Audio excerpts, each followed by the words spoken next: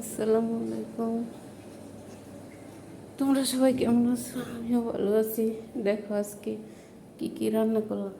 আচ্ছা, আমি একটা জিনিস বুঝি না কেন জানি, সবাই বলে যে অল্প সময়ের ভিতরে তাড়াতাড়ি রান্না হয়ে যায়, এমনি করলে অমনি করলে।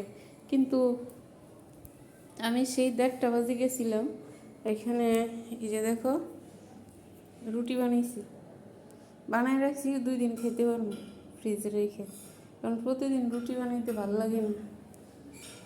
আর 2টা বানাইতে গেলে 3টা হয়ে যায়, তখন আর খাওয়ার মানুষ নেই। আর এইখানে এই যে দেখো কাবাব, এটা ফ্রোজিং করা কিনে আনছিলাম তাই।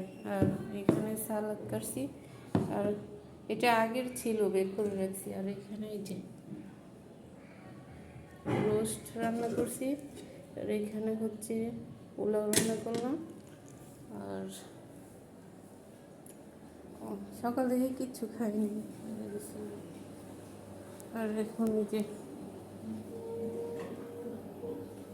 আমার বাড়িওয়ালা গরুর মাংস দিছিল, আমার ঈদের মাংস বাড়ি গেছিলাম, খাই নাই, আজকে এটা রান্না করে নিয়েছি।